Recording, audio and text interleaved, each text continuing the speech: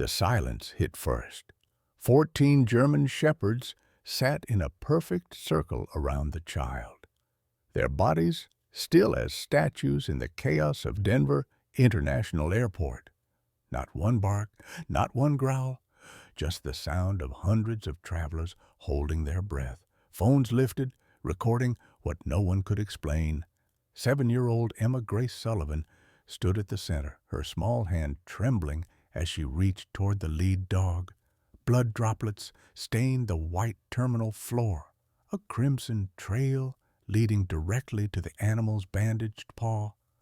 The woman behind Emma, mid-50s, with hollow eyes, kept one hand buried deep in her coat pocket. "Ma'am," a voice called from somewhere in the crowd. "Don't move!" Rex, the lead dog, with a scar slicing through his left eye, locked his gaze on the woman, his ears pitched forward, waiting. The intercom crackled. "Flight 447 to Anchorage now boarding." 48 hours earlier, none of this existed. Leave a like and share your thoughts in the comments along with the city you're watching. From now, let's continue with the story. Emma Grace Sullivan had her grandmother's eyes, that piercing blue that seemed to see straight through to your soul. At 7 years old, she was small for her age, with blonde hair that fell in waves past her shoulders and a dusting of freckles across her nose. She lived in Pine Ridge, a town of 8,000 souls nestled in the Colorado foothills, where everyone knew everyone and secrets lasted about as long as snow in July. 3 years ago, her grandmother Catherine had died of cancer. Emma remembered sitting by the hospital bed, holding Grandma's paper-thin hand, listening to stories about angels and heaven. 2 years ago, her golden retriever, Buddy, had been hit by a car right in front of their house. Emma had watched it happen. She still drew pictures of Buddy, still wrote his name on fogged-up windows in winter, still waited sometimes by the door like he might come home. Her parents loved her fiercely, but love and presence weren't always the same thing. Sarah Sullivan, 38, had been a K-9 trainer 15 years ago before switching to real estate. Now she worked 60-hour weeks, her phone permanently attached to her hand, chasing commissions that barely kept them afloat. She missed more dinners than she attended, missed more bedtimes than she remembered. The guilt ate at her constantly. But the bills didn't pay themselves. James Sullivan, 40, hadn't told his wife he'd lost his engineering job 3 months ago. Every morning he put on a tie, kissed them goodbye, and drove to a coffee shop where he filled out applications and prayed his severance pay wouldn't run out before he found work. He'd nearly told Sarah a dozen times. The words would form in his mouth, then die there.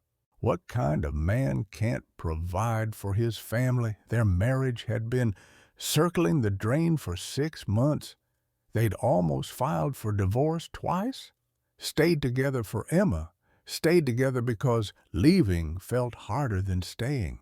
Stayed together because neither had the energy to do anything else. Emma felt it all. Children always do. She drew pictures of her family holding hands.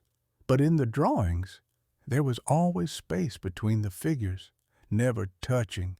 She wished on every star, every birthday candle, every fallen eyelash for things to go back to how they were before Grandma died, before the sadness moved into their house and never left. Officer Michael Peterson, 45, had kind eyes that had seen too much. 15 years in the K-9 unit, 2 tours in Afghanistan that left invisible scars deeper than any wound. He lived for his work because home had become a battlefield of a different kind.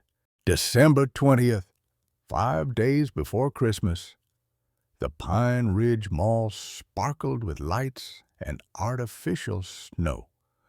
piped-in carols fighting against the din of last-minute shoppers. Sarah Sullivan checked her phone for the 7th time in 10 minutes. A client was threatening to pull a listing, $200,000 in commission, going up in smoke if she didn't call back immediately. "Emma, honey, stay close," she said absently, thumb already hovering over the callback button. Emma nodded, her attention caught by a window display of stuffed animals arranged like a nativity scene. A golden retriever plush sat among them. It looked like Buddy. Sarah's phone rang. She answered without thinking, turning slightly away. "Mr. Henderson, I understand your concerns, but—" The conversation lasted 12 minutes. 12 minutes of Sarah pacing, negotiating, her voice dropping to a whisper when Henderson threatened to walk.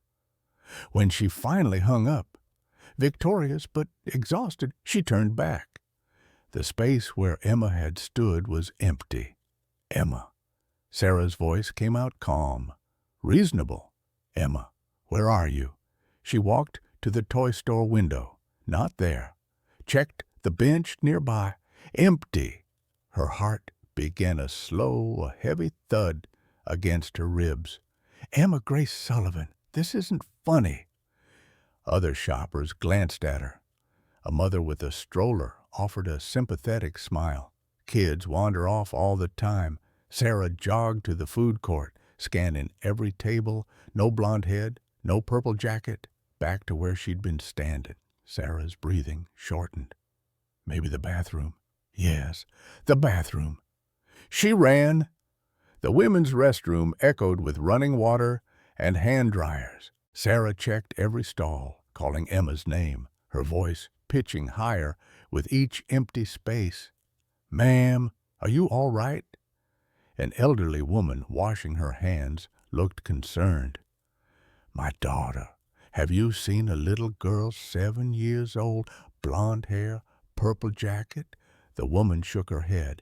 "I'm sorry, no." Sarah stumbled back into the mall corridor.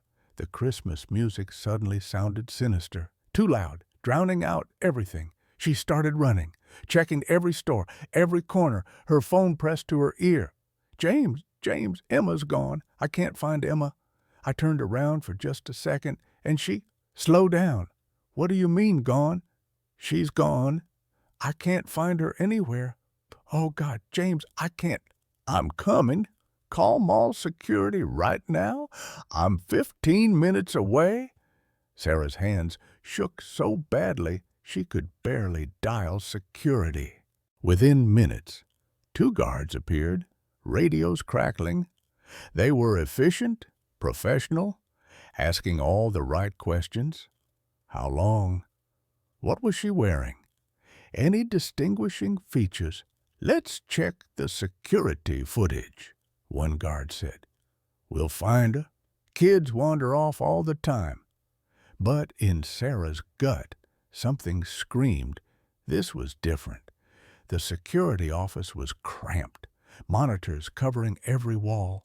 Sarah watched herself on screen, phone to her ear, turning away from Emma, watched Emma stare at the toy store window, then look around, watched a woman approach. "There," Sarah pointed. "Who is that?" The woman was in her 50s, bundled in a winter coat and scarf, hat pulled low. She knelt down to Emma's level, speaking. Emma shook her head, at first uncertain. The woman pulled something from her purse, a photo album, showed Emma several pages. Emma's expression changed. Recognition, trust. The woman stood, held out her hand. Emma took it. They walked away together. Emma looked back once, but the woman said something that made Emma smile. They disappeared toward the exit. Sarah couldn't breathe. The room tilted. "Ma'am, stay with me." The guard caught her elbow. "We need to get a clear shot of that woman's face." They rewound, zoomed, enhanced. The woman had been careful, hat brim shadowing her features, scarf covering her mouth and nose, only her eyes visible. "Vehicle?" the other guard asked.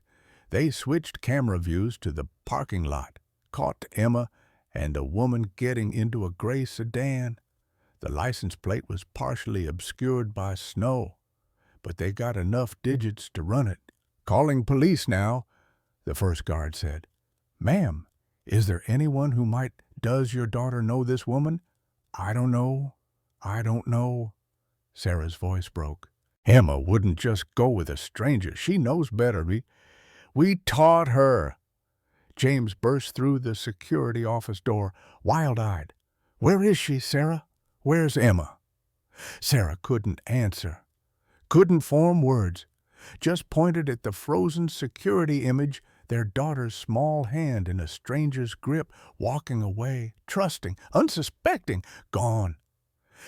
The police arrived 7 minutes later.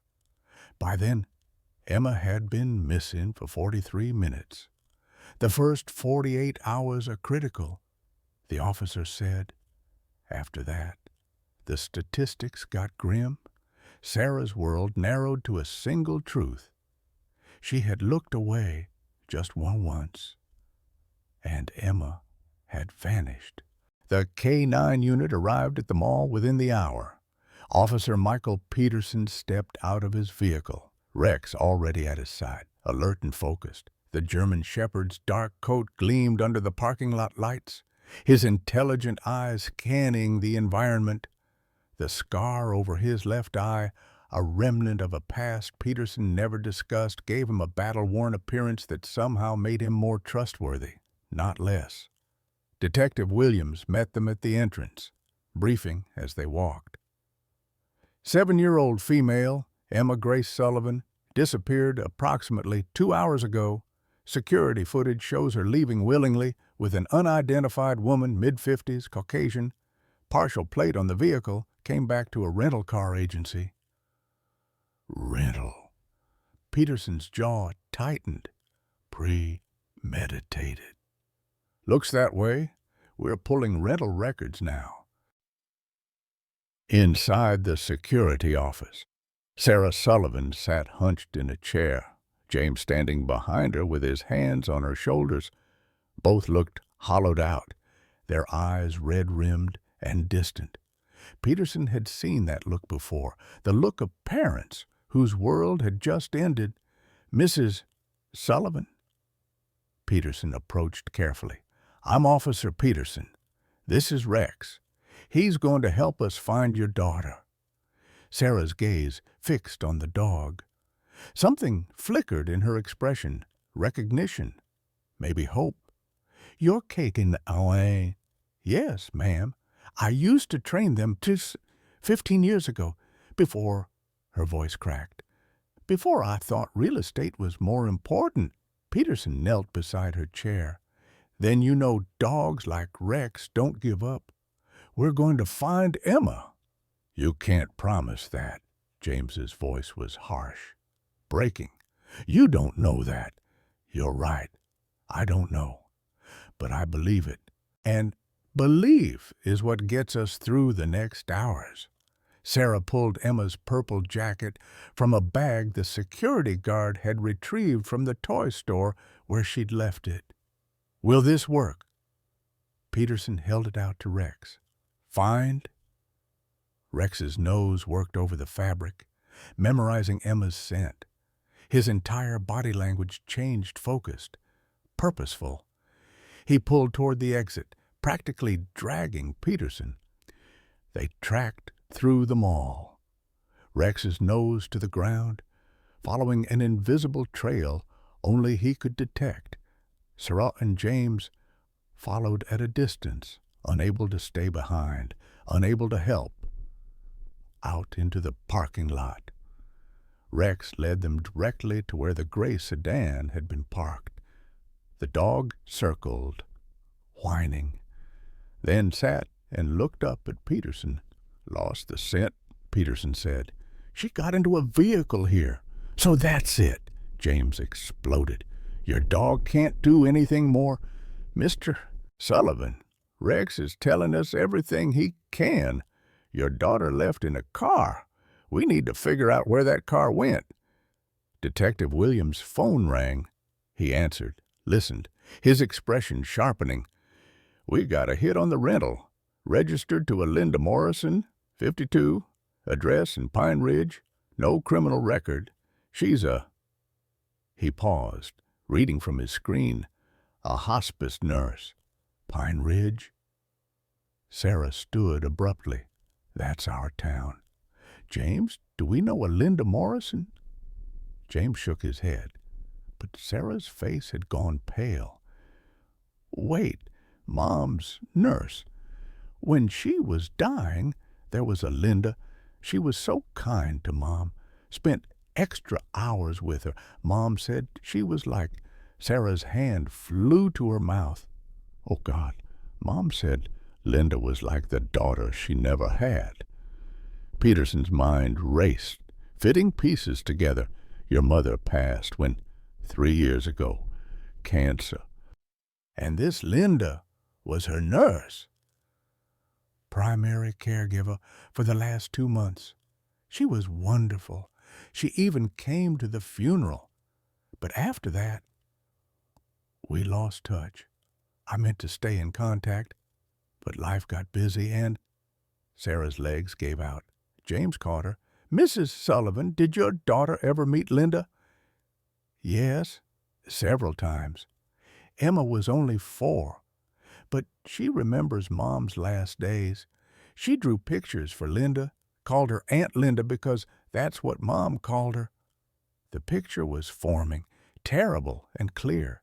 So Emma would trust her, would go with her willingly if Linda said your mother sent her or mentioned your mother." Sarah's sob tore through the parking lot. Detective Williams was already on his phone, running Linda Morrison through every database available. "Got something. Morrison lost her daughter 2 years ago. 7 years old. Car accident. Morrison was driving." Peterson felt ice slide down his spine. A grieving mother, a child the same age as her lost daughter, access and trust through the grandmother. This wasn't a stranger abduction. This was something far more complicated. "Address," Peterson demanded. "Sending units now, but Peterson—" Williams looked up from his phone. "She bought plane tickets.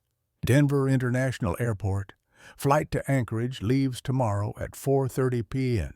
2 tickets booked under Linda Morrison and—" He hesitated.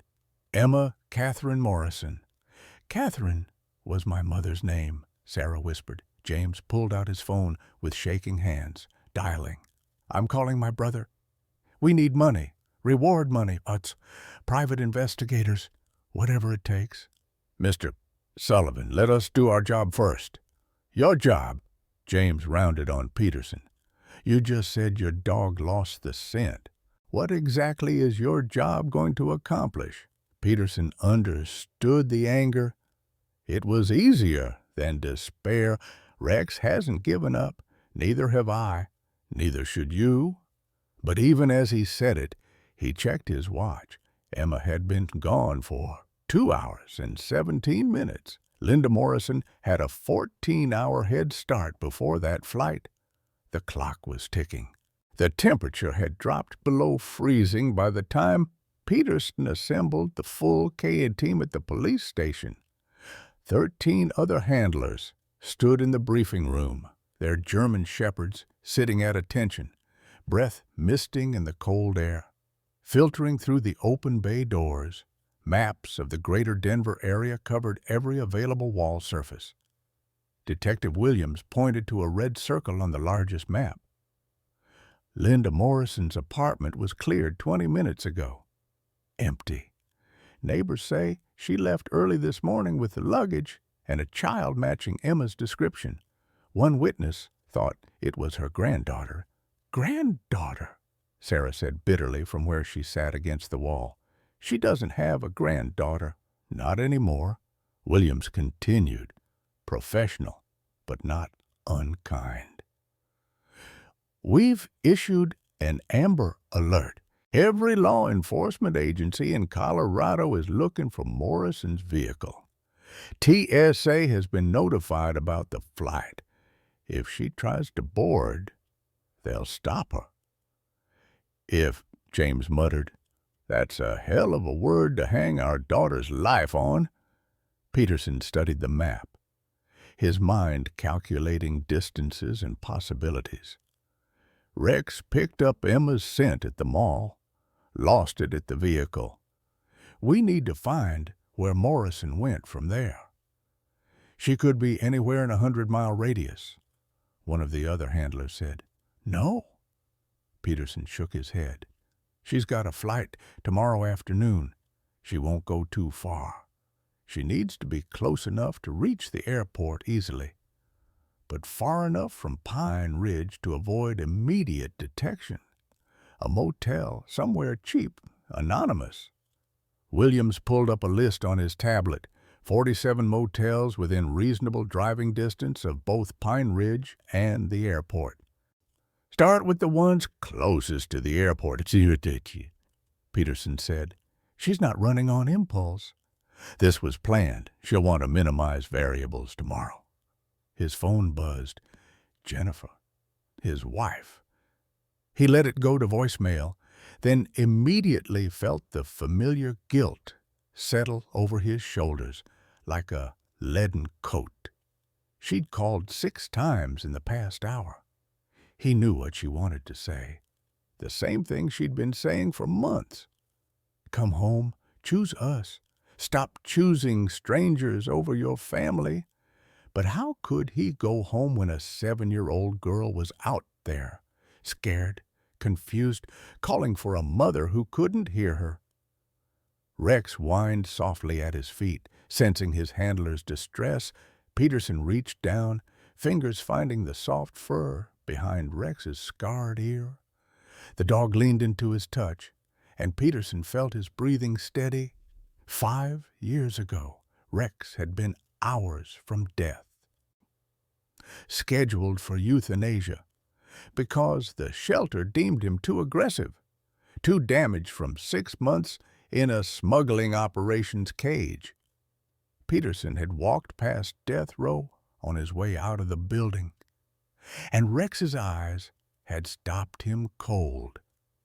He'd seen the same look in his own mirror after Afghanistan, after watching a child die in crossfire because Peterson couldn't reach him in time, after coming home to find he couldn't sleep, couldn't connect, couldn't function without checking every corner for threats that weren't there. Rex had saved him, given him purpose when he'd held his service weapon in his mouth and come within a trigger pull of ending everything. You deserve a second chance. Peterson had told Rex that day. We all do. Now, Rex tilted his head, dark eyes questioning. Peterson straightened.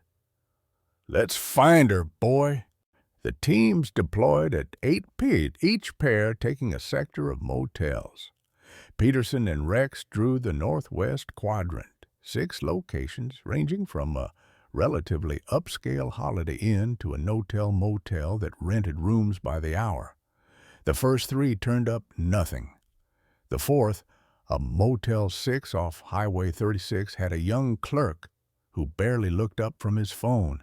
Yeah, maybe lots of people check in. He scrolled through his screen. No, Linda Morrison on the register. Would you recognize this woman? Peterson showed him a photo Williams had pulled from Morrison's nursing license. The clerk squinted. Could be anybody. You know how many middle-aged white ladies stay here with a 7-year-old girl. Blonde hair, blue eyes. Something shifted in the clerk's expression.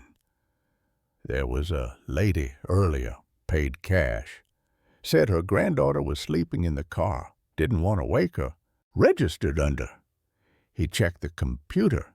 Smith. Jane Smith. Real original. Peterson's pulse quickened. Room number? Can't give that out without a warrant. Man, privacy laws. Peterson leaned across the counter, his voice dropping to something cold and hard that made the clerk's eyes widen.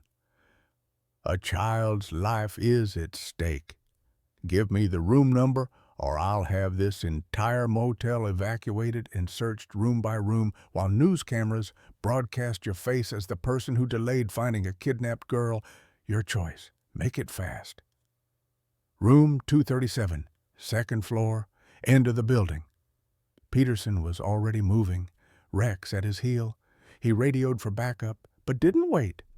Up the exterior stairs, down the balcony corridor, room 237's curtains were drawn tight, no light visible underneath the door. He knocked. Morrison Police? We need to speak with you. Silence. Linda, I know Emma's in there. Her parents are worried sick. Let's talk this through. More silence. Then a crash from inside. Peterson's training kicked in. He stepped back and drove his heel into the door just beside the lock. It splintered inward. The room was empty. A window gaped open, cold air streaming in. On the bed, Emma's purple scarf lay crumpled beside a teddy bear. Rex lunged forward, nose working frantically. He stuck his head out the window, then pulled back and bolted toward the door. Peterson followed, flying down the stairs. Rex ran along the back of the motel toward the parking lot. A gray sedan's taillights were just visible, pulling onto the highway. Damn it! Peterson sprinted for his vehicle. But by the time he reached it, the sedan had disappeared into traffic. He grabbed his radio. All units. Suspect vehicle spotted heading east on Highway 36 from the Motel 6. Gray sedan. Partial plate Charlie Delta 7? Williams' voice crackled back. Units responding. Peterson, good work. But Peterson felt no satisfaction. They'd been so close. Minutes. Emma had been right there, minutes ago. Back in room 237, he found something that made his chest tighten. On the bathroom mirror, someone had written in the condensation, Rex. She knew. Peterson whispered. Somehow she knew you were coming for her, Rex whined, pawing at the mirror. It was nearly midnight when Peterson's phone rang again. Jennifer. He couldn't ignore her anymore. Mike, where are you? Working a case? Missing child. It's always something. Her voice was tired, not angry. Tired was worse. Tyler waited up until 10. He wanted to show you his science project. He's competing in the district finals. Peterson closed his eyes. I'm sorry. I'll make it up to him. That's what you always say. When, Mike? When do you make it up? When does this family get to be your priority? There's a 7-year-old girl out there who... And what about our 7-year-old Ashley asked me today if you still live here? She's 6 years old, and she doesn't know if her father lives in her house. The words hit like physical blows. I'm trying to do the right thing. For who? Because it's not for us. I filed the separation papers today. Mike, I'm done waiting for you to choose us. The line went dead. Peterson stood in the empty motel room, phone in hand, world crumbling, Rex pressed against his leg, warm and solid and present, the only constant in his life. I'm losing everything, he sorted at that, and he told the dog, and I don't know how to stop it. Rex licked his hand, then turned toward the door. His body language was clear, work to do, no time for falling apart. Peterson took a breath, then another. Rex was right. Emma needed him. He could fall apart later. At the police station, Sarah and James sat exactly where they'd been hours ago, locked in their own private hell. James's brother had wired the reward money, $10,000 for information leading to Emma's safe return. The number felt simultaneously huge and pathetically inadequate. She wrote Rex on a mirror. Peterson told them, at the motel where Morrison was staying. Sarah looked up, confusion and hope warring on her face. But she doesn't know Rex. How would she? Her old dog, James said slowly. The one that died. She named him Buddy. But she always said if she got another dog, she'd name him Rex. She wrote it in her diary, drew pictures. She'd sign them Emma and Rex. She was calling for help, Sarah whispered.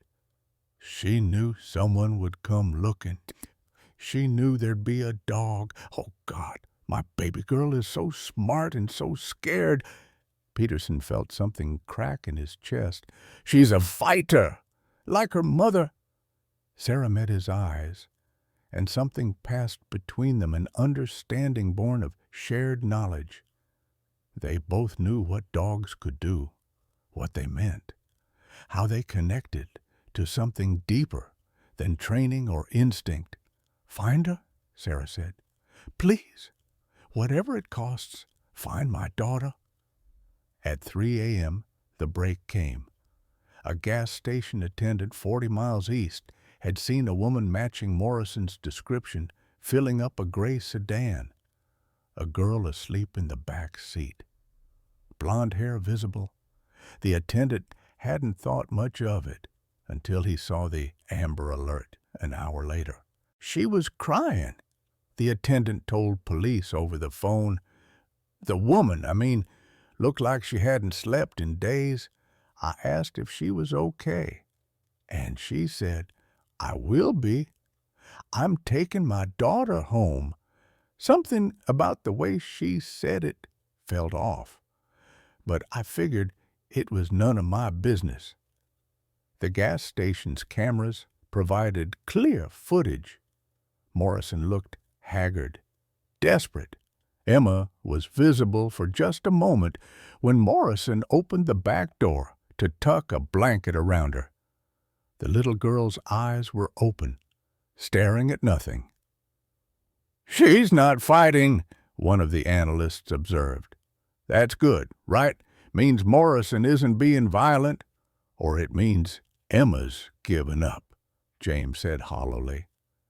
Peterson studied the timestamp, 3:17 a.m., 4 hours ago. She's heading for the airport early, probably planning to sleep in the car in the parking lot until the flight. So, we go to the airport, Sarah said, standing. We end this there. Detective Williams shook his head. We've already coordinated with Day and airport police. The moment she tries to check in, they'll detain her. And if she panics, Peterson asked, if she realizes it's over and decides that if she can't have Emma, no one can. The room went silent. That's not going to happen, William said, but his voice lacked conviction. Peterson's phone buzzed with a text from his son, Tyler. Dad, are you coming home? Mom's crying. He typed back, soon, I promise. I love you. It felt like a lie. He didn't know when he'd be home, didn't know if his home would still be there when this was over. Rex nudged his hand, and Peterson realized he'd been standing frozen, staring at his phone. The dog's eyes held something that looked like understanding. Rex had lost his first family, too. Been stolen, traumatized, left for dead. Now he had Peterson, and Peterson had him, and maybe that had to be enough. Let's move out, Peterson said. If Morrison's going to the airport, we need to be there first. The team mobilized at dawn. 14 K-9 units, the largest deployment Pine Ridge had seen in a decade. They spread throughout Denver International, coordinating with airport security. Plainclothes officers positioned at every entrance and checkpoint. Peterson and Rex took up position near Terminal B, where Morrison's flight would depart.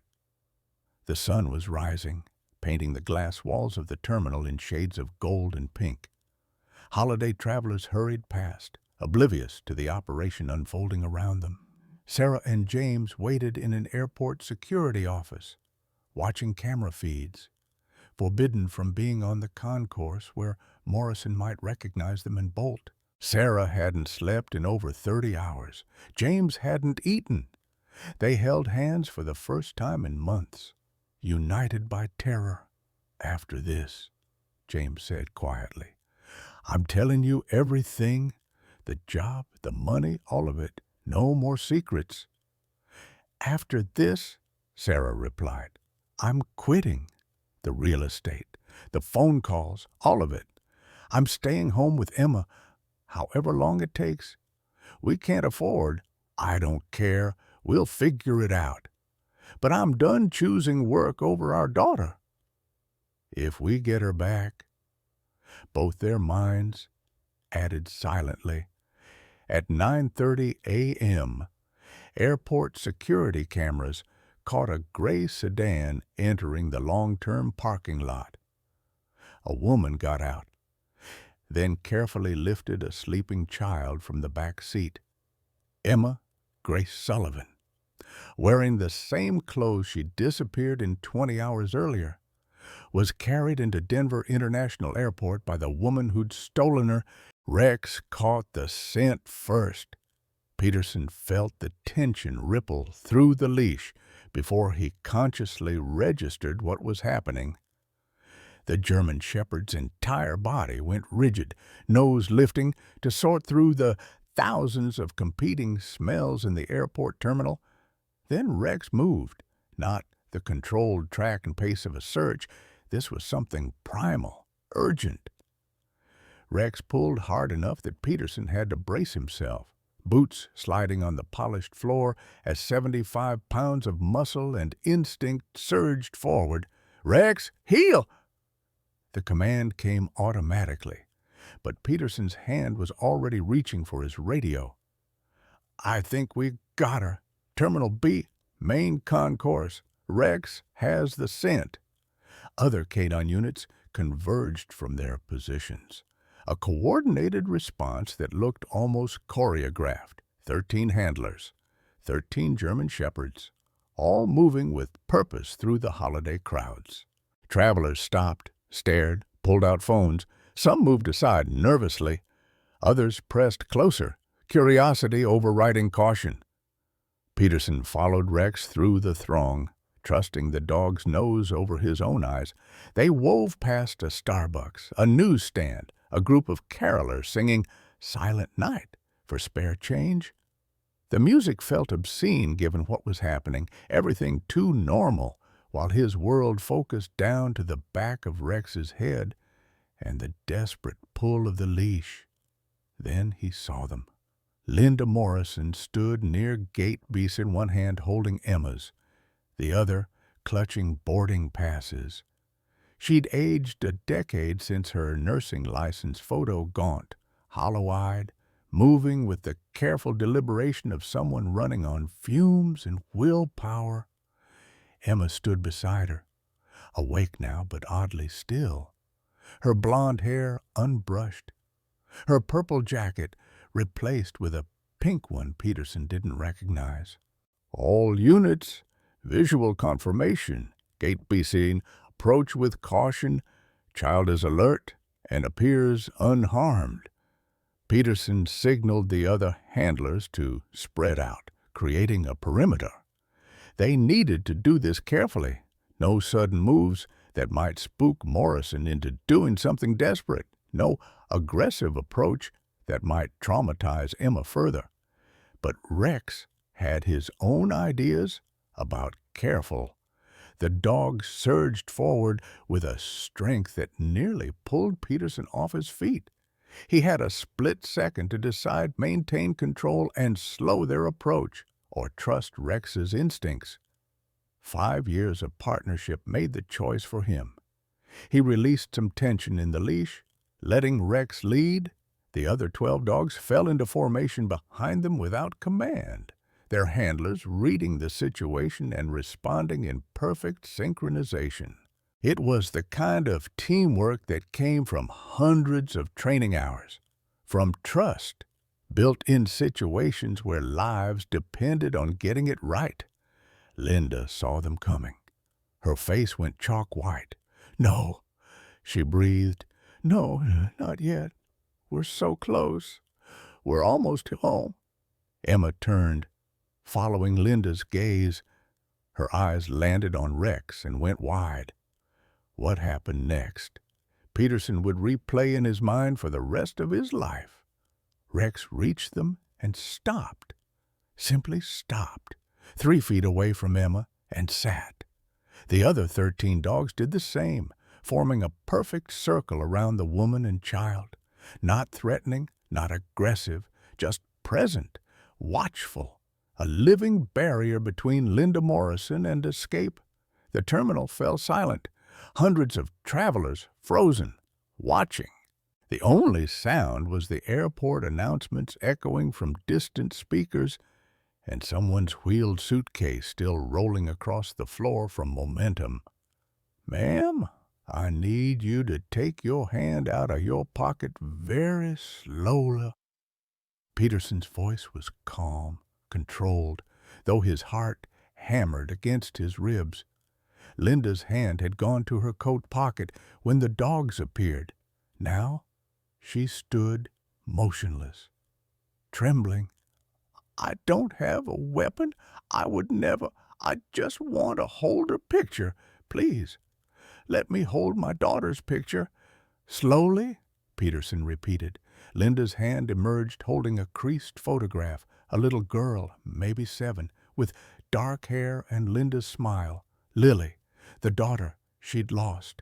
Emma stared up at the woman beside her, then at the dogs, then at Rex specifically. Something shifted in her expression, confusion giving way to understanding, then to something that looked almost like relief.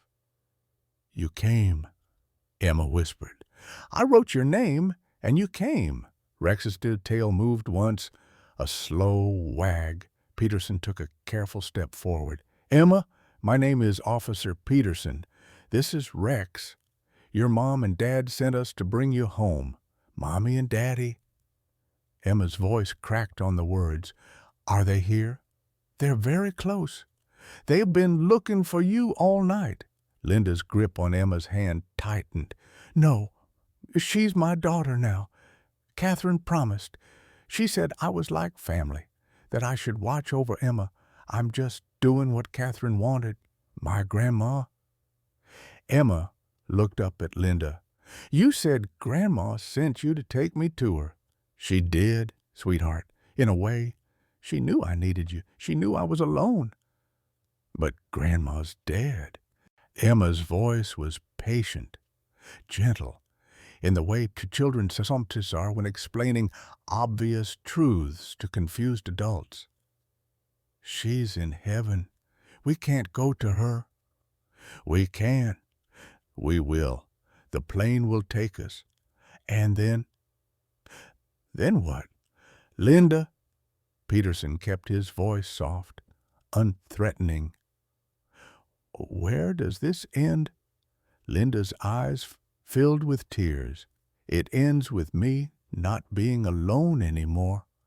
It ends with me having a reason to wake up every morning. It ends with me being a mother again because that's all I know how to be. And without Lily, I'm nothing. I'm just empty space taking up room in a world that doesn't need me." The words spilled out in a rush, raw and desperate. Several people in the crowd were crying now. Peterson saw an elderly woman with her hand over her mouth, tears streaming down her face.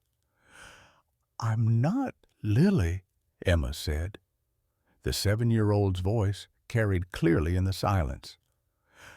"I'm Emma, and my mommy needs me too. She's probably really scared right now." Linda looked down at the child, really looked at her, and something broke. Her legs gave out. She sank to her knees, still holding Emma's hand, and sobbed. "I know you're not Lily. I know. But when I close my eyes, I can pretend. And pretending hurt less than remembering. I just wanted one more day, one more hour, one more minute of being someone's mother before She couldn't finish. Emma knelt down too, her small arms wrapping around Linda's shaking shoulders. "It's okay to be sad. I'm sad about Grandma every day, and about Buddy. He was my dog, and he died too. But being sad doesn't mean we get to take other people." Peterson felt his throat tighten. This 7-year-old child was showing more emotional wisdom than most adults achieved in a lifetime. "Ms. Morrison, I need you to stand up now." Peterson moved closer, hand extended. "Let's get you some help. Real help." Linda looked up at him, mascara streaking her face, and nodded. She stood slowly, releasing Emma's hand. I'm so sorry. I never meant to. I just couldn't bear another day of waking up and remembering she's gone." Airport security officers moved in with handcuffs, but they were gentle about it. Even they could see this wasn't a typical criminal. This was a woman who'd been broken by grief and had made terrible choices trying to put herself back together. Emma. The scream came from across the concourse. Sarah Sullivan burst through the security checkpoint, James right behind her. They must have broken away from the officers meant to keep them back. Sarah was running, arms outstretched, face transformed by relief and joy and desperate love. Emma turned, and her face crumpled. "Mommy." Peterson stepped aside as mother and daughter collided. Sarah dropped to her knees and gathered Emma into her arms, rocking back and forth, both of them crying. James wrapped around them both, his shoulders shaking with silent sobs. I'm sorry, Sarah kept repeating. "I looked away. I never should have looked away." "It's okay, Mommy. I knew you'd find me. I wrote Rex's name so the dogs would come." "You're so smart, baby. You're so smart." The crowd was openly weeping now. Phones recorded the reunion from every angle. Peterson knew this would be all over the news within the hour. 14 police dogs surround missing girl at airport. Emotional reunion. Follows? The headlines practically wrote themselves. But watching the Sullivan family, watching Emma safe and alive and home, Peterson felt something shift in his chest. This was why he did the job. This moment of broken things being made whole, of a family torn apart being stitched back together. Rex nosed his hand, and Peterson looked down. The dog's paw was bleeding through the bandage, the wound reopened by their sprint through the terminal. "You're hurt, buddy." Rex's tail wagged anyway, his eyes bright. "Worth it," that look said. She's home. Mission accomplished. Linda Morrison was being led away by security, hands cuffed behind her back. She looked back once at Emma, and the child met her eyes. "I forgive you, Aunt Linda," Emma called out. "I hope you'll feel better soon." Linda's face contorted with fresh sobs. The security officers had to support her weight as her legs buckled again. Peterson felt a hand on his shoulder and turned to find Detective Williams. "Hell of a job, Peterson, all of you." He nodded at the other K-9 handlers, who'd maintained their position, dogs still sitting in that protective circle even though the danger had passed.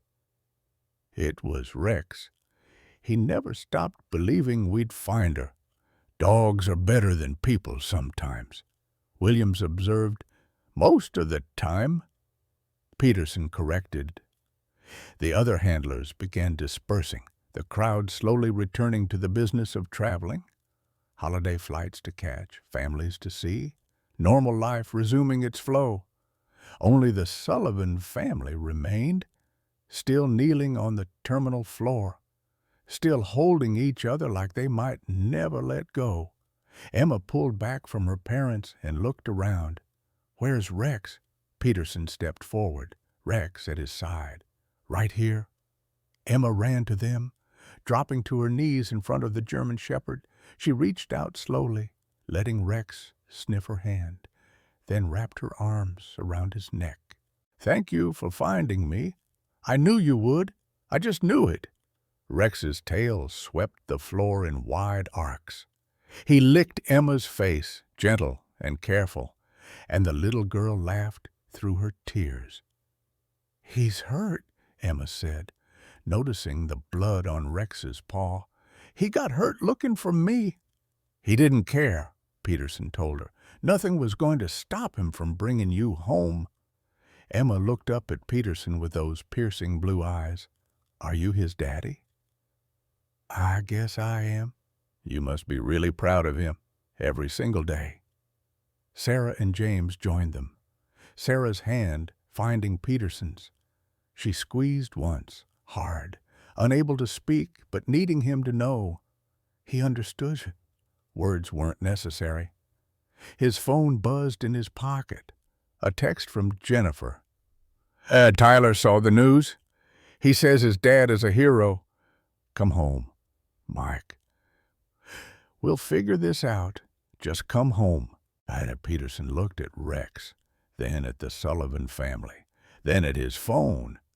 Maybe it was possible. Maybe he could do this job and still have a family. Maybe he could save strangers and love his own children. Maybe he didn't have to choose. "Rex needs medical attention," he said. "We should go." "Wait." James pulled out his wallet and extracted a business card. "I know you were just doing your job, but thank you for everything." He handed the card to Peterson. "That's my new number. I got a job offer this morning, good one, and I'll have insurance again soon. If Rex ever needs anything, vet bills or whatever, please call me. Let us help." Peterson took the card, touched by the offer. "Take care of each other. That's all the thanks we need." As they walked away, Rex limping slightly but head held high, Peterson heard Emma say to her parents, "Can we get a dog? A German shepherd like Rex, please?" Sarah's laugh echoed through the terminal. "We'll see, baby, we'll see." Outside, snow had begun to fall, coating the parking lot in fresh white. Peterson loaded Rex into the vehicle and sat in the driver's seat for a moment, not starting the engine. "We did good today, buddy. Real good." Rex's tail thumped against the seat. Peterson started the car and pointed it toward home. The nightmare started 3 days after Emma came home. Sarah would hear the screams and run to Emma's room, finding her daughter thrashing in twisted sheets, calling out for Aunt Linda not to take her, begging to go home even though she was home. Sarah would hold her and rock her and whisper that everything was okay now. But Emma's eyes would remain unfocused, trapped somewhere between sleep and waking where the monsters were still real. By the end of the first week, Emma refused to let Sarah out of her sight. Not to shower, not to use the bathroom, not for a single moment. She'd stand outside the bathroom door, small fingers pressed against the wood, waiting. If Sarah took too long, Emma would start to hyperventilate. The therapist said it was normal. Post-traumatic stress. Emma's sense of safety had been shattered, and it would take time to rebuild. Maybe months, maybe years. There would be setbacks and progress and more setbacks. This was the long road, and they'd only just begun walking it. Sarah quit her real estate job, didn't give notice, didn't finish her pending deals, just sent an email that said she was done and turned off her phone.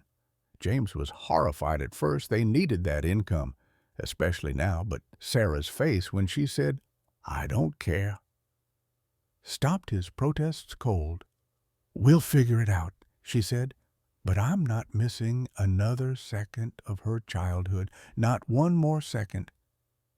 James told her about the job loss that night, about the 3 months of lies, the severance pay running out, the desperation. Sarah should have been furious, would have been before. Instead, she just pulled him close. "We've been drowning separately," she whispered. "Let's try swimming together." He got the new job, the one that had called the morning of Emma's rescue. Better pay, better hours, benefits that started immediately. They'd make it work. They had to. But Emma wasn't getting better. She was getting worse. She stopped eating anything she hadn't watched Sarah prepare from start to finish. Stopped sleeping more than 2 hours at a stretch. Started having panic attacks in public places, the grocery store, the park, anywhere there were crowds.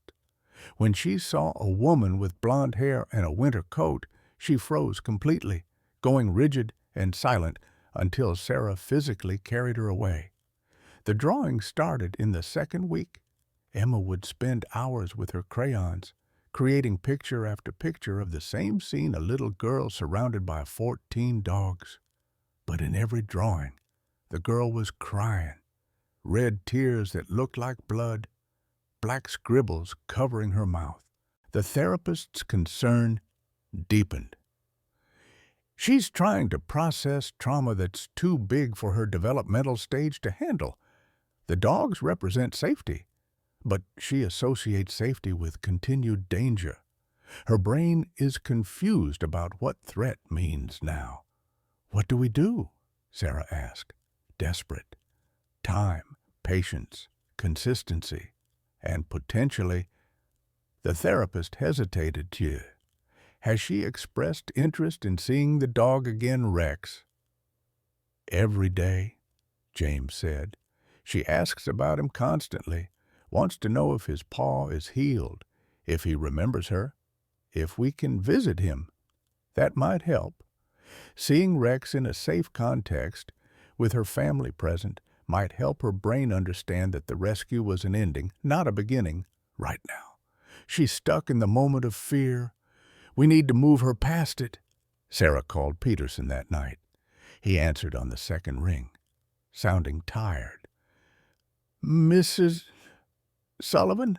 Is everything all right?" "No. She's not okay.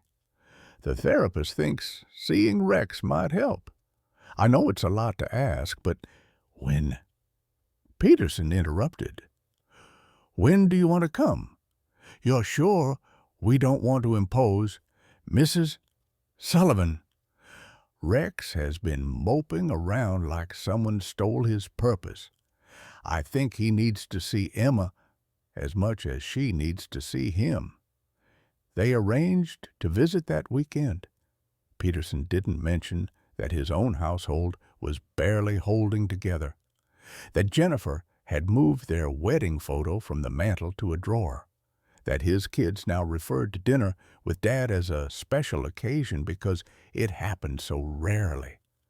The video of the airport rescue had gone viral. Peterson's face was everywhere, local news, national news, good morning shows wanting interviews, the hero officer and his loyal dog. The mayor wanted a ceremony. The department wanted publicity. Everyone wanted a piece of the story. But Peterson just wanted his family back. Linda Morrison's case hit the papers in the third week. Her lawyer was arguing for psychiatric treatment instead of prison. The prosecution was pushing for kidnapping charges, mandatory minimum sentence. The judge had ordered a competency evaluation. Emma asked about Linda every day. Is Aunt Linda feeling better? Is she still sad? Can we send her a picture? Sarah didn't know how to answer.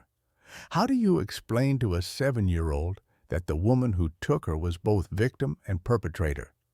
That someone could be sick and dangerous at the same time? That forgiveness and consequences weren't mutually exclusive?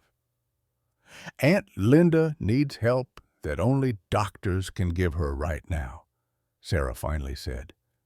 But maybe someday, when she's better, we can visit her.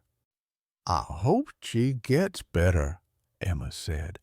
I don't want her to be sad forever. The financial stress mounted daily. Even with James's new job, they were drowning in bills. The house payment was 2 months behind. Credit cards maxed out. The GoFundMe that strangers had started raised $1,200 helpful, but nowhere near enough to dig them out of the hole years of struggle had created. James lay awake at 3 a.m. doing math that never added up to anything good. They might lose the house, might have to move, uproot Emma when she needed stability most. He felt like he was failing against it, the same crushing weight of inadequacy that had made him lie for 3 months in the first place. Peterson wasn't sleeping either. His house was silent at 3 a.m., but it was the silence of separation, not peace. Jennifer in the master bedroom, Peterson on the couch, the kids confused and asking questions neither parent knew how to answer. Rex slept on the floor beside the couch, loyal as always. The dog's paw had healed. But he was different now, too. More alert, more anxious when Peterson left for work, like he was afraid Peterson might not come back. Everyone was broken, everyone was hurting, and no one knew how to make it stop. Saturday morning arrived cold and bright, snow falling in lazy spirals that transformed Peterson's neighborhood into something from a Christmas card. Emma pressed her face against the car window during the entire drive, silent but alert in a way she hadn't been since coming home. "Are you nervous, sweetie?" Sarah asked from the front seat. Emma shook her head. "I just want to see if Rex remembers me." "He remembers," James said. "Dogs don't forget people who matter to them." Peterson's house was a modest ranch in a subdivision where all the homes looked similar, same basic floor plan, slight variations in paint color and landscaping. A basketball hoop hung over the garage. A snowman stood guard in the front yard, slightly lopsided, clearly built by children. Jennifer answered the door, and Sarah saw immediately that something was wrong. The woman's smile was strained, not reaching her eyes. Dark circles suggested sleepless nights. Her wedding ring was conspicuously absent. "You must be the Sullivans." "Please, come in. Mike's in the living room with Rex." The house smelled like coffee and something baking cookies, maybe, or brown flour. 3 children sat at the dining table working on homework, stealing curious glances at the visitors. The youngest, a girl about Emma's age, had red eyes like she'd been crying recently. Peterson stood when they entered, Rex beside him. The dog's ears perked forward, and his tail began wagging before he'd even fully registered who'd arrived. Then Emma stepped into view, and Rex made a sound somewhere between a whine and a bark. "It's okay, boy," Peterson said, and released him. Rex crossed the room in 3 bounds and sat directly in front of Emma, trembling with barely contained excitement. Emma dropped to her knees and threw her arms around his neck, burying her face in his fur, "You remember me," she whispered. "You remember?" Rex's tail swept the floor in wide arcs. He licked her face, her hands, any part of her he could reach, his whole body wiggling with joy. Sarah felt tears spill down her cheeks. James's hand found hers and squeezed tight. "He's been waiting for you," Peterson said quietly. "Every time the doorbell rang this week, he'd run to see if it was you." Emma looked up at Peterson, her eyes shining. "Really, really, I think you made quite an impression. Can I play with him?" "Of course. Rex, show Emma your toys." The dog trotted toward a basket in the corner, Emma following. Within minutes, she was throwing a tennis ball down the hallway, laughing as Rex retrieved it and brought it back. Not the forced laughter adults sometimes coax from traumatized children, but real joy, spontaneous and pure. Peterson's youngest daughter, Ashley, approached tentatively. "Can I play too?" Emma nodded, and soon both girls were giggling, taking turns throwing the ball, petting Rex, completely absorbed in the simple pleasure of playing with a dog. "Coffee," Jennifer offered, gesturing toward the kitchen. The adults retreated, leaving the children to play under Peterson's watchful eye. In the kitchen, Jennifer poured coffee with practiced efficiency, but her hands trembled slightly. "Thank you for having us," Sarah said. "This means more than you know. Emma hasn't smiled like that since my husband risked everything to save her." Jennifer's voice was sharp, then immediately softening. "I'm sorry. That was unfair." An uncomfortable silence settled over the kitchen. James cleared his throat. "Is everything all right?" Jennifer laughed, a bitter sound. "No, nothing's all right. My marriage is falling apart. My kids think their father loves his job more than them, and I'm the villain for wanting my husband to come home for dinner occasionally." She set down the coffee pot with more force than necessary. "I'm sorry. You didn't come here for my problems." Sarah reached across the counter and took Jennifer's hand. "We came here because your husband saved our daughter's life. But that doesn't mean your pain doesn't matter." Jennifer's eyes filled with tears. "He's a good man. He really is. But I'm tired of competing with every crisis, every emergency, every person who needs him more than we do." "Have you told him that?" James asked gently. "1,000 times. He hears me, apologizes, promises to change, and then the next case comes and we're right back where we started." Jennifer wiped her eyes. "I filed separation papers. He's been sleeping on the couch for 2 weeks. The kids know something's wrong, but we're pretending everything's fine, which is its own kind of damage." In the living room, Peterson watched Emma play with Rex and felt his chest tighten. The joy on that child's face, that was what the job was about. Moments like this, where broken things got fixed and lost people came home. How could he give that up? But in the kitchen, his wife was crying to strangers because her own husband was a stranger to her. Tyler, his 12-year-old son, appeared at his elbow. "Dad, can I talk to you?" "Of course, buddy. What's up?"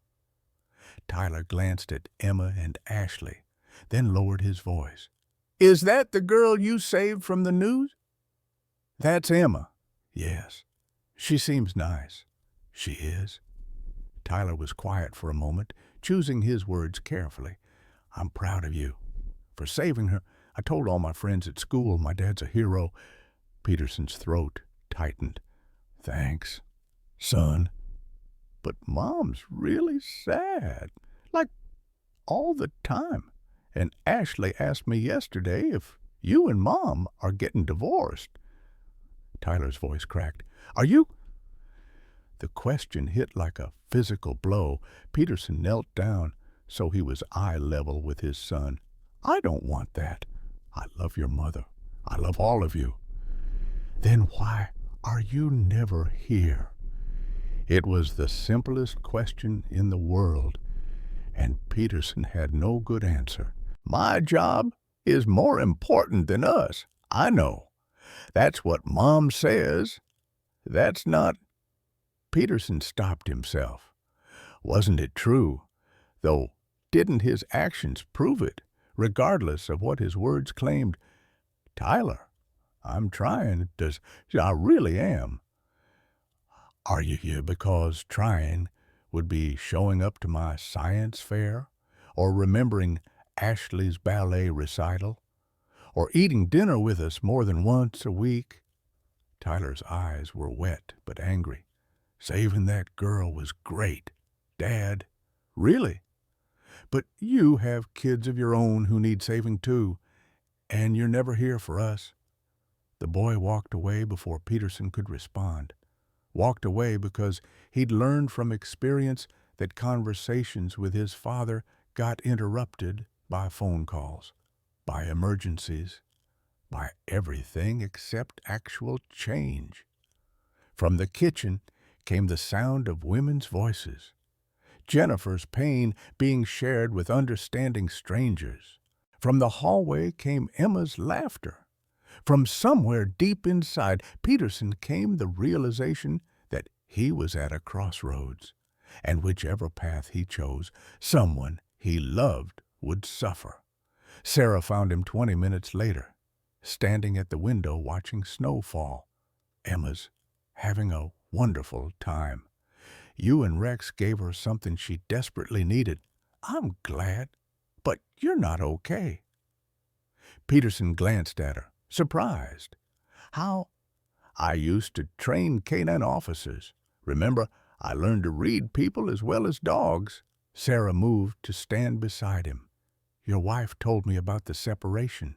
She shouldn't have done that. That's private. She needed to tell someone, and maybe I needed to hear it. Peterson turned to face her fully. What do you mean? Sarah took a breath.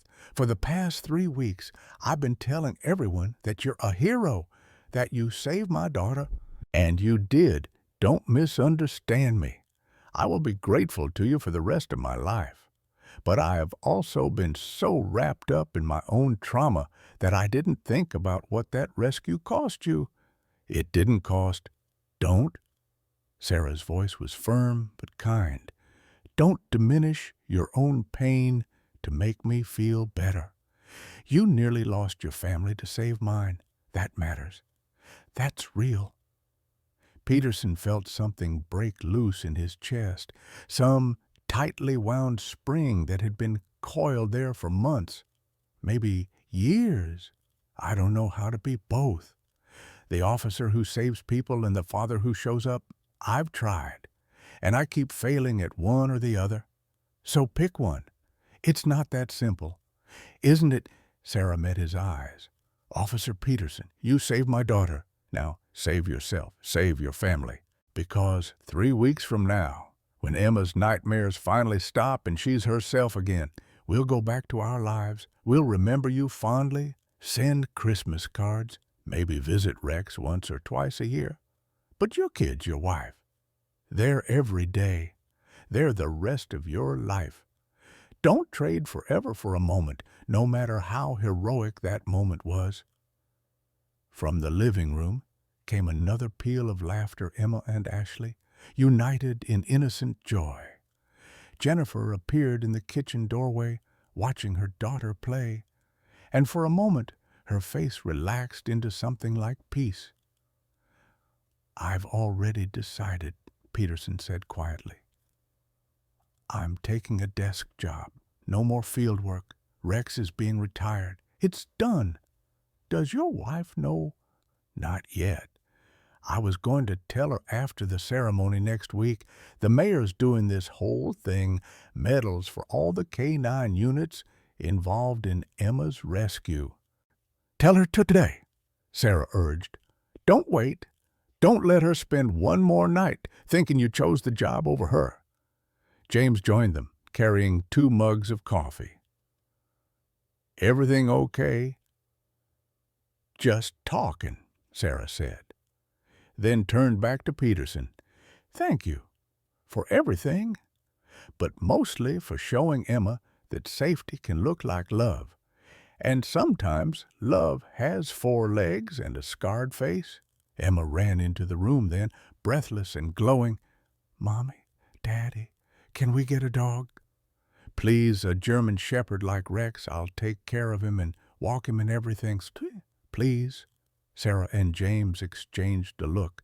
Then Sarah knelt down to Emma's level. "Maybe when you're ready, when the nightmares stop and you can sleep through the night again, then we'll talk about it. Do you promise?" "I promise. But that means you have to work hard in therapy." "Okay, you have to do the hard work of getting better." Emma nodded solemnly. "I will. I promise, too." As the Sullivans prepared to leave, Emma hugged Rex one more time. "Thank you for saving me," she whispered into his fur. "I'll never forget you." Rex licked her face, gentle and careful, his tail wagging slowly.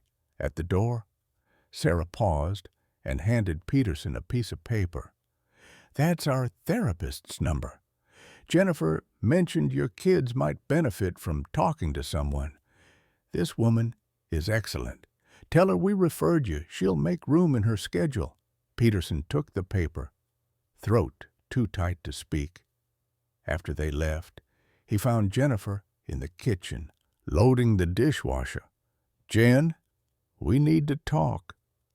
"If this is about the separation papers—" "I'm taking the desk job. Starting Monday. No more field work. I'll be home by 6 every night." Jennifer went very still. "Mike, don't do this because you think I'm forcing you. Don't resent me later for making you give up something you love. I'm not. I'm doing this because Tyler asked me if we're getting divorced, and I realized I don't know what color Ashley's backpack is, and I can't remember the last time I asked Madison about her friends." Peterson moved closer. "I'm doing this because you're right. I've been choosing strangers over my family, and that has to stop." "What about Rex? He retires with me, becomes a family pet, like he should have been from the start." Jennifer's eyes filled with tears. "Are you sure?" "No, I'm terrified. But I'm more terrified of losing you, of waking up one day and realizing my kids grew up without me." He took her hands. "I can't promise I'll be perfect at this. I'll probably mess up a lot. But I'm choosing you. I'm choosing us. Starting right now." She fell into his arms, and they stood there in the kitchen holding each other, while snow fell outside and their children played in the other room. Oblivious to the moment that would change everything, Rex padded into the kitchen and sat between them, looking up with those knowing eyes. Peterson reached down and scratched behind the dog's scarred ear. "Good boy," he whispered. "You saved one more person today. You saved me." 6 months passed like pages turning in a book, each day writing a new chapter in lives that had been shattered and were slowly piecing themselves back together. Linda Morrison's competency hearing concluded in February. The judge ruled she was not criminally responsible at the time of Emma's abduction, citing severe dissociative disorder brought on by traumatic grief. Instead of prison, Linda was committed to a psychiatric facility for a minimum of 2 years, with supervised visits allowed after the first 6 months if her treatment team approved. The prosecutor had been furious, talking about justice and accountability, but Sarah Sullivan had attended the hearing and asked to speak. Linda Morrison took my daughter, Sarah told the judge. For 48 hours, I lived in hell, but I also know that Linda was living in hell for 2 years before that. What she did was wrong, absolutely wrong. But punishing sickness with prison won't heal anyone. I support treatment. I support mercy. Because in the end, Linda gave Emma back.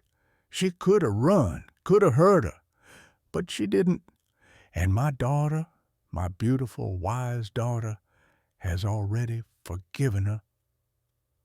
The courtroom had been silent when Sarah sat down. Even the prosecutor had no rebuttal. Now, in late spring, with flowers blooming and snow finally melted, Sarah sat in a hospital visiting room waiting for Linda to arrive. Emma had asked to come, but the facility didn't allow children under 12. Instead, Emma had drawn a picture herself and Linda holding hands, with flowers and a sun and the words, "I hope you feel better," written in careful 7-year-old printing. Linda entered wearing civilian clothes instead of hospital scrubs, her hair neatly combed, medication-cleared eyes meeting Sarah's with obvious trepidation. "You came," Linda said, sitting slowly. "I didn't think you would. Emma asks about you every week, wants to know if you're getting better." Linda's eyes filled with tears. "I don't deserve her kindness. None of us deserve grace," Sarah replied, echoing words she'd said months ago. "But we all need it. How are you doing, really?" "Better, clearer. The medication helps, and the therapy it's hard. Facing what I did, what I almost did." Linda's voice dropped to a whisper. "They told me about the pills they found in my apartment that I'd been planning to—" She couldn't finish. "But you didn't. That's what matters.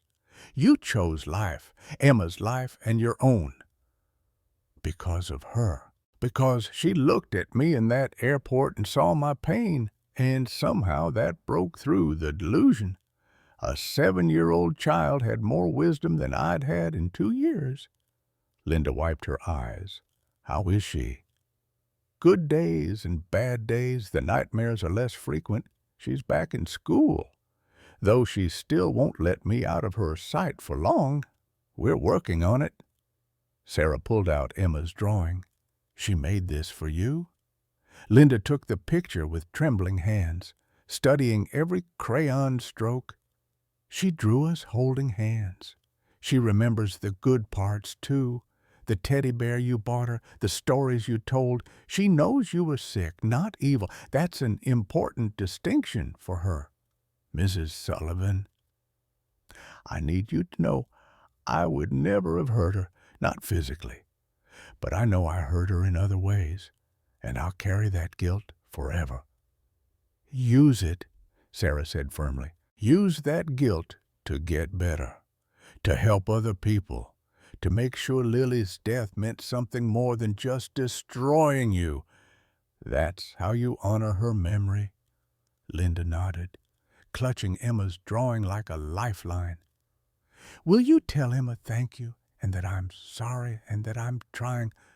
"I'll tell her. And Linda, when you get out, if you want, you can visit, supervised, with boundaries, but you can be part of her life. Not as a replacement grandmother, but as someone who understands loss.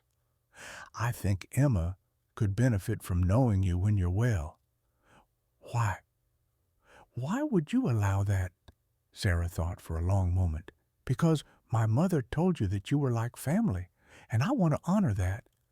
But also because I believe people can heal. I have to believe that because my own family is healing, too." They talked for another 20 minutes before Sarah had to leave. As she walked to her car, she felt lighter, somehow. Forgiveness. She was learning wasn't just a gift you gave to someone else. It was a gift you gave yourself. a way of setting down weight you were never meant to carry. The Peterson family had their own journey toward healing. Mike Peterson had taken the desk job, training new K-Mall handlers instead of working in the field. He was home every night by 6:15, present for family dinners, helping with homework, attending every soccer game and ballet recital and science fair. It wasn't easy. He still reached for his phone during dinner sometimes, old habits dying hard. Still woke at 3 a.m. with nightmares about Afghanistan, about Emma, about all the people he couldn't save. But Jennifer was there now, awake beside him, holding his hand through the dark hours. They'd started couples therapy in January, sat on an uncomfortable couch and said hard things to each other while a stranger took notes. Learned to communicate without accusations, to express needs without demands, to rebuild trust. One difficult conversation at a time. The kids went to therapy too. Tyler talked about feeling invisible, about competing with strangers for his father's attention. Madison cried about the time her dad missed her birthday because of a case. Ashley, only 6, drew pictures of her family with everyone standing far apart, and slowly, week by week, the figures in her drawings moved closer together. Rex adjusted to retirement better than Peterson expected. The dog still had nightmares, still startled at loud noises. But he loved being home, loved the kids, loved the routine of walks and meals and belly rubs. He'd gained 5 pounds and looked healthier than he had in years. Emma visited every month. The Sullivans would drive over on Saturday mornings, and Emma would spend hours playing with Rex in the backyard. She and Ken Ashley had become friends, bonded by shared love of the dog who'd saved Emma and given Ashley her father back. The Sullivan family transformed in ways both visible and invisible. James thrived in his new job, the relief of honesty lifting a weight he'd carried too long. They were caught up on bills now, house payment current, even a small savings account growing slowly. Sarah stayed home, freelancing part-time but making Emma her priority. They baked cookies together, read books, took long walks where Emma would talk about her feelings, and Sarah would actually listen instead of checking her phone. The therapy helped, time helped, love helped most of all. Emma still had nightmares sometimes, still panicked in crowded places occasionally, but she was improving, learning that the world could be safe again, that her mother wouldn't disappear, that home meant security, not just a place you slept. And they got a dog. In May, they brought home an 8-week-old German Shepherd puppy with floppy ears and enormous paws.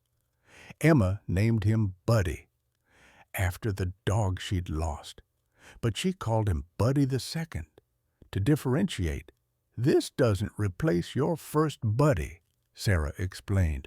"Nothing can replace someone we love, but we can love new people and new dogs while still remembering the ones we lost." Emma seemed to understand. She was gentle with the puppy, patient when he had accidents or chewed her toys. "He's learning," she'd say, "just like I'm learning to be brave again." The retirement ceremony for the K9 unit happened on a sunny Saturday in June. All 14 dogs who'd participated in Emma's rescue attended with their handlers, standing in formation while the mayor presented medals of valor. Emma, wearing a new purple dress her grandmother would have loved, stepped forward to present Rex's medal. The crowd, hundreds of people, media cameras rolling, fell silent as the small blonde girl approached the scarred German Shepherd. "Rex," Emma said into the microphone, her voice clear and strong, "you taught me that heroes come in all shapes. Sometimes they have 4 legs and can't talk, but they say everything we need to hear without words. You never gave up on me, and I'll never forget you. Thank you for bringing me home." She placed the medal around Rex's neck and kissed his scarred face. Rex's tail wagged, and he licked her hand, gentle as always. The applause was thunderous, but Emma barely heard it. She was hugging Rex, and nothing else mattered. Peterson stepped forward for his speech. 5 years ago, I saved Rex from being put down. Everyone said he was too damaged, too aggressive, too broken to be useful. But I saw something in his eyes, a fighter who deserved a chance. Rex has saved more than just Emma Sullivan. He saved me from my own demons. He saved my family by teaching me that being a hero doesn't always mean running toward danger. Sometimes it means staying home for dinner. He looked at Jennifer, who stood in the front row with their children. She was crying, smiling, proud. Today, Rex retires. But his legacy continues in every handler he'll help me train, in every life those dogs will save, and in the reminder that sometimes the bravest thing you can do is choose love over duty, family over glory, home over heroism. More applause, but Peterson was already kneeling beside Rex, scratching behind his ears. "Good boy," he whispered. "You did so good." After the ceremony, both families gathered for a barbecue in Peterson's backyard. Kids ran shrieking through sprinklers. Adults talked and laughed. Rex and Buddy II played together, the old dog patient with the clumsy puppy. Sarah found herself standing beside Jennifer, watching their daughters play. "We were all so broken 6 months ago," Sarah said, "and now, still broken, but healing, together." Jennifer raised her glass of lemonade. "To healing." Sarah clinked her glass against Jennifer's. "2 second chances." Emma ran over, Buddy II tumbling behind her. "Mommy, can Ashley come to my birthday party next week?" "Of course, sweetie." "And can Rex come too?" Sarah and Jennifer exchanged smiles. "We'll see what we can do." As the sun set, painting the sky in shades of pink and gold, James pulled Sarah close. "Happy getting there," she said. "What about you? Same, better, every day?" Emma appeared between them, wedging herself into their embrace. "I love you, Mommy. I love you, Daddy." They wrapped around her, this child who'd been lost and found, who taught them all about forgiveness and resilience and love. "We love you too, Sunshine," Sarah whispered, using her mother's nickname, "more than anything in this world." From across the yard, Rex watched them with knowing eyes. His work was done. The broken things had been made whole. The lost had been found. The families had been saved, all of them, in different ways, by each other. He laid his head on his paws, content. In the kitchen, Peterson found a card that had arrived that morning from Linda Morrison's facility. Inside, in careful handwriting, "Thank you for teaching Rex to love like that. He saved Emma. Emma saved me. We all save each other. Love finds a way. Linda." Peterson pinned it to the refrigerator next to Emma's drawing titled, "My Family." That included everyone, even Rex, even Linda, everyone connected by love and loss, and the long road home. Outside, laughter echoed, children played, dogs barked, families healed, and snow would fall again someday, covering everything in white. But spring always followed winter, always. Sometimes the hardest journeys aren't measured in miles, but in moments of letting go and holding on. This story reminds us that heroes don't always wear capes. Sometimes they have 4 legs and scars that tell stories of survival. We've watched families break apart and stitch themselves back together, seeing how one split-second decision can change everything, and learned that forgiveness isn't weakness, but the bravest choice we can make. Emma's rescue wasn't just about finding a lost child. It was about Officer Peterson finding his way home to his own family. It was about Sarah and James remembering why they fell in love.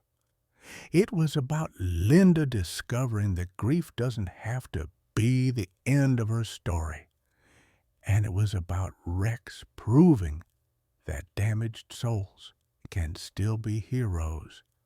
Life doesn't give us neat endings or perfect resolutions, but it gives us second chances, messy grays, and the opportunity to choose love over everything else. That's the gift. That's what matters. What moment in your own life reminded you that it's never too late to come home?